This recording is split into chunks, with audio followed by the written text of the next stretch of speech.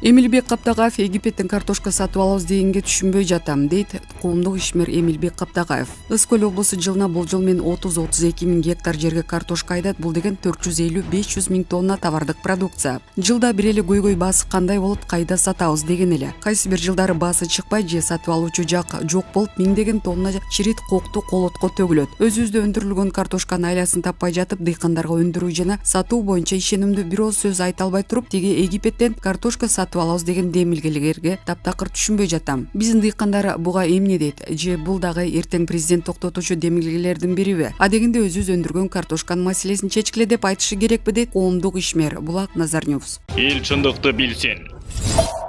Сооронбай Жээнбековдун сурак беришинин сыры. Мурдагы президент Сооронбай Жээнбеков Кумтөр иши боюнча иликтөөнүн алкагында атайын кызматка сурак берди. УКМК Жээнбековдон кийинге байланыштуу 2017 жылкы стратегиялык келишим боюнча көрсөтмө алынганын айтты. Бул документке Сапар Исаков премьер-министр кезинде кол коюлган, бирок Жээнбеков да анын алдында өкмөт башчы катары Центеранын лидерлери менен жолуккан. Расмий билдирүү жана макам экс-президент сурак берип жатканын 12 августта кечинде бир катар жалпыга маалымдоо каражаттар өздүк булактарына таянып жазып чыгышты. Социалдык түйүндөрдө анын кайсы иш боюнча чакырылганын болгоологондор чыгып талкуу күчөдү. Кийин улуттук коопсуздук боюнча мамлекеттик комитет расмий маалымат таратты. Атайын кызматтын өкүлү Назгүл Кыдыралиева Азаттыкка буларды айтып берди. УКМК мурда маалымдагандай, мекемелер аралык тергөө тобу 2017 жылы Кумтөр долбоор боюнча стратегиялык келишимдин түзүлүшүнө байланышкан окуяларды иликтөөнүн активдүү этабын баштады. Комиссиянын жагдайын толук, ар тараптуу жана объективдүү иликтөө максатында айрым жогорку кызмат адамдарынын кылмыштуу иш-аракеттерин иликтөө менен белгиленген зарыл болгон тергөө жана ыкчам издөө иш-чаралары жүргүзүлүүдө. Буга байланыштуу кылмыш ишине тиешелүү окуялар боюнча 2017 жылы өлкөнүн премьер-министри болуп иштеген экс-президент Сооронбай Жээнбеков 2021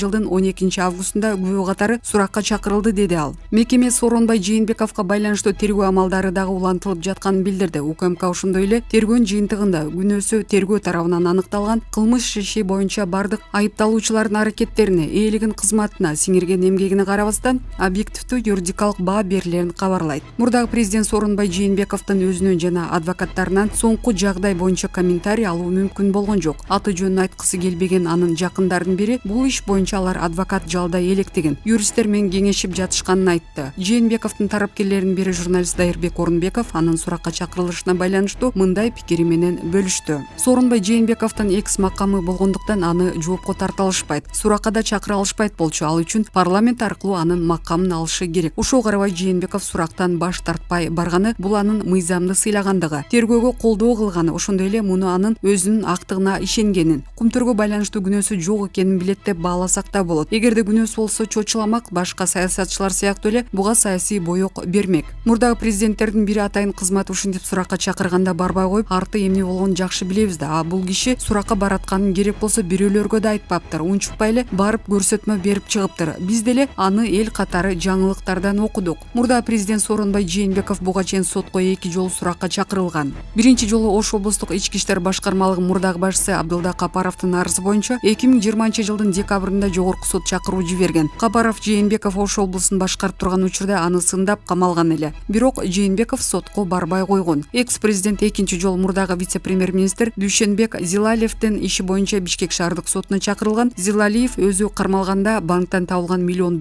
анык эмес экенин, Сооронбай Жээнбековдун шайлоо фондунун акчасы экенин айткан эле. Жээнбековдун адвокаттары мында да мурдагы президенттин буга тиешеси жоктугун билдирип, ал сотко барууга милдеттүү эместигин айтып чектелишкен. Маалымат мейкиндигинде Жээнбековду 2020 жылдын октябрь окуяларына байланыштуу да сурак алышы керек, жоопко тартышы керек деген чакырыктар жаңырып келет. Бирок анын бул иш боюнча суракка чакырылганы тууралуу расмий маалыматтар чыккан эмес. Анын үстүнө жогоруда айтылгандай коомчулукта анын экс-президент деген макамын эскертип, ал тергөөгө жана сотко чакырылбашы керектигин айткандары арбын. Юрист Замир Жошов бул жагдайды башкача чечмелеп жатат. Ал мурдагы мамлекет башчысы Алмазбек Атамбаевдин жактоочусу катары анын экс-президент статусун алуу процессинде активдүү катышкан маселенин жөнүн жакшы билет. Замир Жошов, экс-президенттердин макамы жөнүндө тиешелүү мыйзам бар. Анын 12 беренесинде экс-президент президент болуп турган учурда жасаган иш аракеттери үчүн айыпталып жатса, ал кол тийбестиги алынмайынча жоопкерчиликке тартылбайт деп жазылган. Эгерде президент болгонго чейин же президент болгондон кийин жасаган иштери үчүн суракка чакырылса, жоопкерчиликке тартылып жатса, анда суракка кадимки жарандар сыяктуу келгенге милдеттүү. Андан макамы кол тийбестиги эске алынбайт.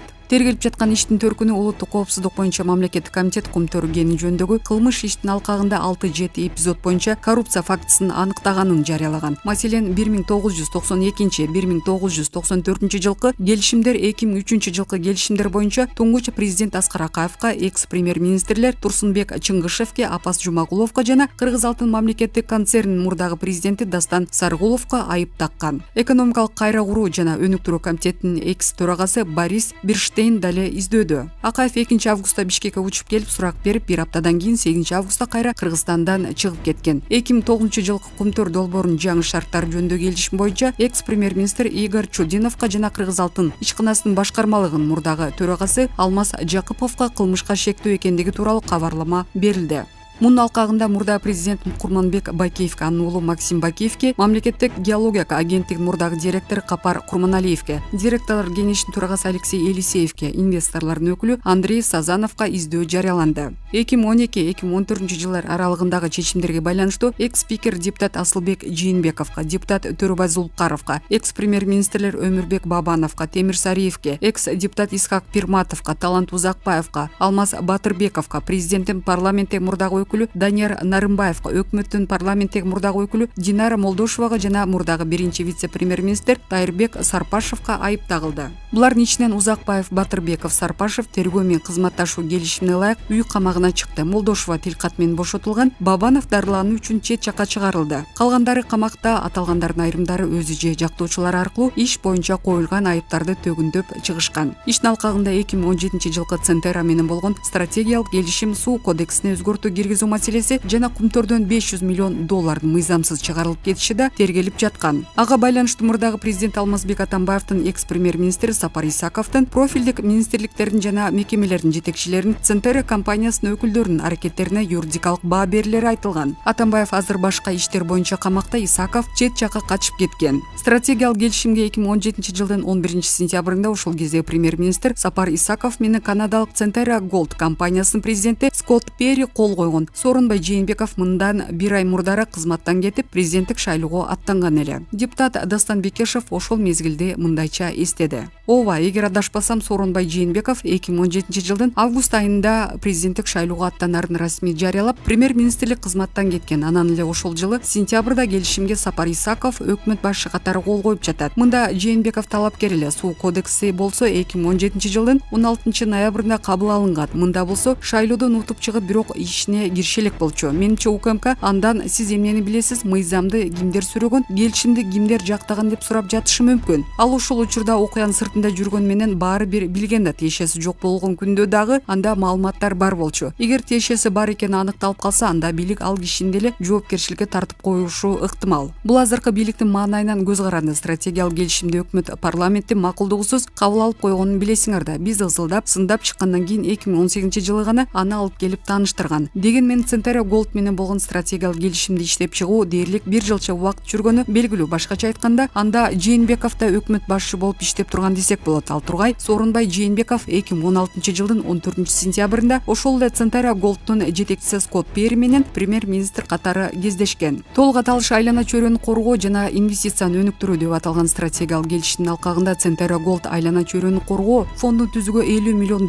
бөлүп, жыл сайын төлөнчү экологиялык төлөмдү $310 миң $3 миллион көтөрүүгө макул болгон. Буга жооп беретинде Кыргыз өкмөтү Центера Голдко карата берген миллиардтаган экологиялык доодон баш тартмак. Ошондой эле Центера Голд компаниясына Кумтөр кенинде дагы 16 миң гектар жерди иштетүүсүнө жол ачмак. Бирок Сапар Исаковдун өкмөтүнө парламент ишеним көрсөтпөй, отставкага кеткен соң жаңы өкмөт башчы Мухаммедкалы Абылгазиев аталган келишимди өлкө кызыкчылыгына жооп бербейт деп жаңы сүйлөшүүлөрдү баштаган. Башкача айтканда, Исаковдун күчүнө кирбей калган токтомдун Мухаммедкалы Абылгазиев 2019 жылдын 27 августунда күчүнө киргизген. Бул боюнча Абылгазиев 2019 жылдын 3 июлунда кол койгон токтомуна ылайык Кумтөр Голд компанияга кошумча 16 330 гектар жер берилип кеткен. Сооронбай Жээнбеков мына ушуга байланыштуу да суралышы мүмкүн. Анткени ал түздөн түз документке кол койбогону менен президенттик кызматта турган. Абылгазиев ушул жана башка айыптар боюнча кармалып камакта жатат. Парламенттин экс-вице-спикери Кубанычбек Исабеков мурдараак Азаттыкка берген комментарийинде аталган жер аянттын мурдада берүү аракети болуп, ишке ашпай калган андан кийин Сооронбай Жээнбековдун тушунда берилип кеткенин айткан эле. Кубанычбек Исабеков 16330 гектар жер боюнча мурда эле кылмыш ишин козгоп, ага тиешеси бар кызмат адамдарын камакка алышы керек болчу. 2011-жылы бул тууралуу билип калып, ошол кезде премьер-министр болуп турган Атамбаевка кайрылдым, бирок жооп бербей койду. Анан мен Финполго кийин сотко арыз менен кайрылып, 2010-жылы 25-мартта мурдагы өкмөт башчысы Данияр Үсөнов 16000 гектар жерди жалпысына 26000 гектарга толуктап туруп, мыйзамсыз берип салганын айтып чыккан. Ал жер тилкелери өзгөчө коргоодогу жаратылыш аймагына кирген тилкелер болчу. Мен анда бул жерлерге техника киргизип талкалап баштаганын айткам. Бирок анда эч ким уккан жок. Бардыгы мага каршы чыгышты. Ошондо парламент депутаттарына аталган токтомду бердим. Алар ошол кездеги премьер-министр Бабановго басым кылып олтуруп, аталган токтомду акыры жокко чыгартышкан. 2009-жылы бизге парламентке ратификацияга келген мыйзам долбоорунда андай жер тилкелери тууралуу сөз жок. Бирок ар кандай оюндар жүрүп, өкмөт башчылыкка келген Абылгазиев жерди кайра 2019-жылы Кумтөргө кайтарып берип салып жатпайбы? Ал ошол кездеги президент Сооронбай Жээнбековго айтпай туруп, жаап жашырып берип салды дейсиңерби? Бул жерде мен көп нерселерди шекшип күмөн санаган маселелер бар.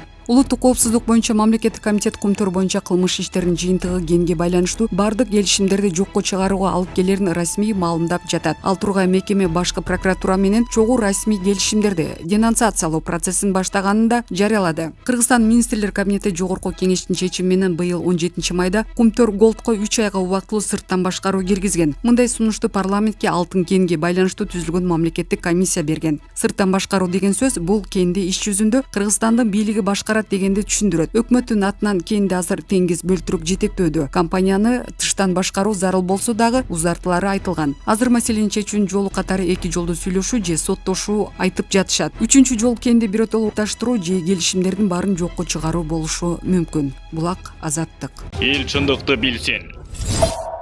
Өзбекстан муфтии кайтыш болду. Өзбекстан мусулмандар башкармалыгынын жетекчиси өлкөн муфтий Усмонхон Алимов кайтыш болду. Алимов өпкөсү ооруп Москвада дарыланып жаткан. Июль айынын аягында Алимовдун абалы аябай начарлаганы айтылган, бирок Өзбекстан мусулмандар башкармалыгы муфтийдин абалы жакшы экенин, дарыланып жатканын маалымдаган. Муфтий Алимов 71 жашта болчу. Булак Кыргыз Ньюс. Эл чындыкты билсин. Талибан Мазари Шарифти басып алды. Оган аскерлери Өзбекстанды көздөй качууда. BBC жергиликтүү бийлик өкүлдөрүнө таянуу менен билдиргенине караганда, ишемби күнү кечинде талиптер Орусияда жана башка көптөгөн өлкөлөрдө тыюу салынганы кыймыл. Афганстан түндүгүндөгү эң ири шаарлардын бири Мазари Шариф шаарын басып алышты. Социалдык тармактарда Афганстандын өкмөттүк бөлүктөрү талиптерден Өзбекстан тарапка качып баратканын көрсөткөн көптөгөн видеолор жана сүрөттөр пайда болот. Эсиңиздерге сала кетсек, Мазари Шариф Афганстан менен Өзбекстандын чек арасынан 60 чакырымга жетпеген аралыкта жайгашкан. Новости Associated пресс агенттигине таянуу менен билдиргендей, алгач провинцияларда жайгашкан Оган армиясынын бөлүктөрү талип согушкерлерине, андан кийин башка өкмөтчүл күчтөргө багынып беришкен. Исламчыл согушкерлер губернаторлукты жана башка жайларды басып алышты. Маршал Достум менен Балктын мурунку губернатору Мухаммад Нур мурда Талибанга акырына чейин каршы туруу ниеттерин билдиришкен. Азыр кайда экени белгисиз. Айрым маалыматтарга караганда, алар Өзбекстанда Амудария аркылуу кирүүгө аракет кылууда. Булак UIKG. Эл чындыкты билсин. Кыргызстан дрон өндүрүүгө бел байлады. Кыргызстанда Шумкар улут аралык корпорациясы ачык акционердик коому түзүлмөкчү. Бул тууралуу министрлер кабинетинин токтомунда айтылат. Белгилүү болгондой, Шумкар улут аралык корпорациясы ачык акционердик коому уставдык капиталга 100% мамлекеттин каражатынан түзүлөт. Компания мамлекеттик мүлктү башкаруу фонду тарабынан негизделет. Булак Медиа Центр. Эл чындыкты билсин. Байрактар чек арага чеп болобу. Тажикстандын кол салуусунан кийин чек араны коргоо үчүн Түркияда жасалган байрактар учкурсуз аппараттын алуу керек экенин байма-бай айтыла баштады. Байрактар чек араны коргоодо жана сырттан жасалган агрессияга жооп берүүдө таасирдүү курал болот деген ойлор айтылууда. Анда эмесе байрактар деген бул эмне? Булак Кыргыз Ньюс. Эл чындыкты билсин.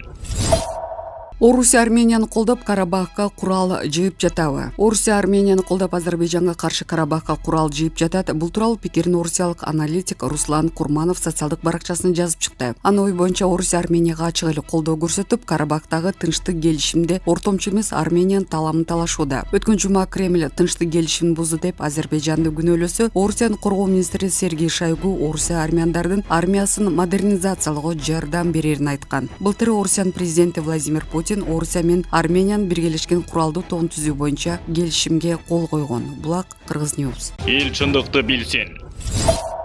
Лимонттин өлүмү айыпталуучу Талгат Шамиев СИЗО-1де өмүрүнө коркунуч жаралып жатканын айтты. 13 августта Бишкек шаарынын 1-май райондук сотунда Крим Төбөл Лимонти кайманаты менен белгилүү болгон Алмазбек Сулаймановдун өлүмү боюнча соттоого турмуланды. Жактоочу Жаныбек Моңолбаевдин Супер KG порталына билдиргени боюнча Талгат Шамиевке СИЗО-1ден ар кандай коркутуулар болуп жатат. Алар Алмазбек Сулаймановдун тарапташтары мындан улам Шамиевдин өмүрүнө коркунучтар жаралууда. Ошондуктан аны УКМК СИЗОсуна которууну сурандым. Бирок судья Мирлан Термичеков биздин өтүнүчтү канааттандырган жок, деди Моңолбаев. Эске сала кетсек, 2020 жылдын 28 март күнү Нарында Крим авторитет Алмаз Сулаймановду өлтүрүп кетишкен. Анын өлүмүнө шектүү катары 25 жаштагы Талгат Шамшиев аттуу жаран кармалган. Ал андан соң Нарын областтык ички иштер башкармалыгынын имаратына киши өлтүрүп алдым деп өзү келген. Супер KG порталына Өздүк булактар айыпталуучу атасынын өчүн алганын билдиришкен. Айыпталуучу Имаш Шамшиев аттуу Нарын облусунун тургунунун уулу болгон. Шамшиев 1997